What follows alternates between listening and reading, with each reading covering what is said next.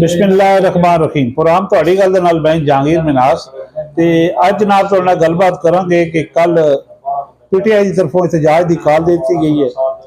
और जुम्मे ਨੂੰ जनाब डी चौक ਨੂੰ मैदान जंग बनाने वास्ते पार्टियां आ रही ने और दूसरी तरफ जनाब सुप्रीम कोर्ट का डिसीजन भी आ गया और अगले हफ्ते इजलास बुला के आईनी तरमीम जी है वो पास हो रही है और इस आईनी तरमीम के नतीजे च आईनी अदालत बन रही है। और तीसरी गल तुहाडे नाल करनी है कि फैसल वाडा और फजल रहमान ने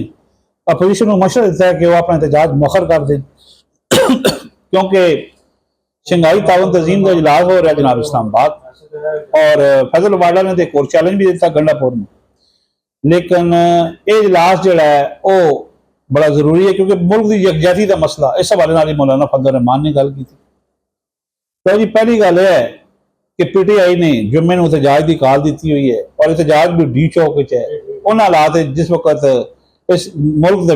के साढ़े पत्नी अजीज है इतने 8 मुल्कों के वज़ीर आज़म आ रहे हैं, शंघाई ताउन तंजीम का इजलास हो रहा और मलेशिया के वज़ीर आज़म से मौजूद है,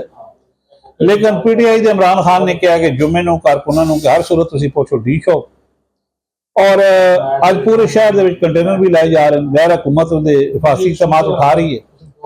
और ये जनाब जो एहतजाज है इसनों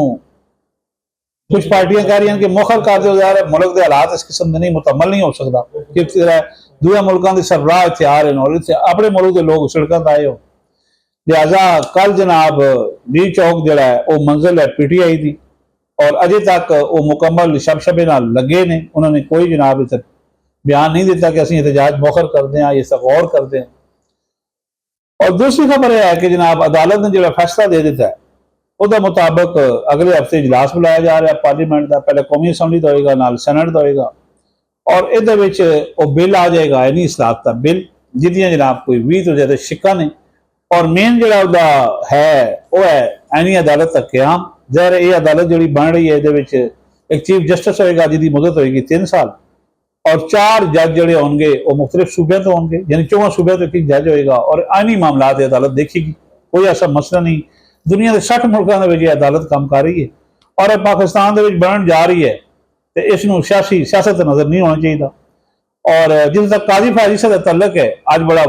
वाजह तौर पर कैटेगरीकली कह देता है वो कुलीग ने भी और उसने भी कि मैं कोई एक्सटेंशन नहीं लै रहे और मैं 26 अक्तूबर को इस महीने की 26 अक्तूबर तारीख को घर जा रहा हूँ। लिहाजा अज जनाब चीफ जस्टिस के खिलाफ एक दफा फिर पीटीआई जी है उन्होंने एहतजाज किया है क्योंकि जो 63 डे का फैसला सी उन्हें वाजह तौर पर कहता है कि कोई जो अरकान देना चाहते हैं वोट उन्होंने नहीं रोके जा सका। गो के बंदयाल ने फैसला दे दिता सी कि जनाब उन्होंने मनी ना जाए। हालांकि उस वक्त शहबाज शरीफ सी वज़ीर आला बन रहा सी, इस्तीफा वह वालद जो उस वक्त जो है वह हमजा शहबाज सी, हुण जो है वालद शहबाज शरीफ है। उन्होंने बंदयाल ने कहा कि वोट काउंट ना किए जान जो शुजात का लैटर सी और मुस्लिम लीग काफ के लोग वोट दे रहे सन MPA पंजाब, लेकिन अज काजी ने कहता है कि जनाब तुसीं इन्हां दी काउंटिंग होएगी। हुण 41 बंदे ने जनाब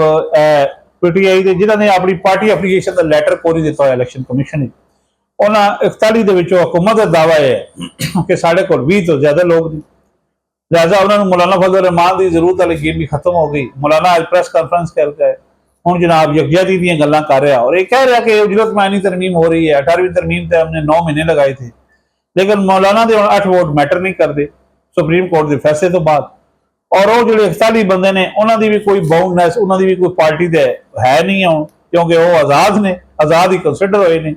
और अगर उस तो बाद वोट पाने तो बाद डी सीट भी होंगे ने तो वह भी एक लंबा प्रोसेस 1 साल लग जाएगा। पहले मामला हो जाएगा स्पीकर को, फिर जाएगा इलैक्शन कमीशन को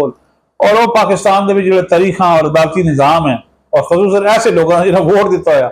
वो तो बड़ा टाइम लग जाना।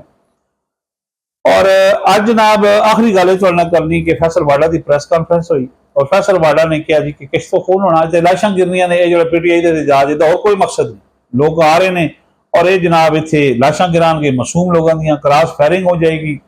पुलिस भी करेगी और KPK के लोगों को असला भी होएगा। और उन्होंने कहा जी कि मेन मरक जो है गंडापुर है, गंडापुर को चैलेंज भी दे दिता है, कहना जनाब ये वाल कट दो, इसका कोई हल होर नहीं, ये जुल्फा जी लम्मियां दराज गैस हुए उन्होंने जनाब कट दो। और वाडा ने कहा जी कि मेरा अगर किसी रास्ता रोकया 2 दफा मेरा रास्ता रोकया जा चुका मैं जनाब उन्होंने टंगा वाड़ देंगा।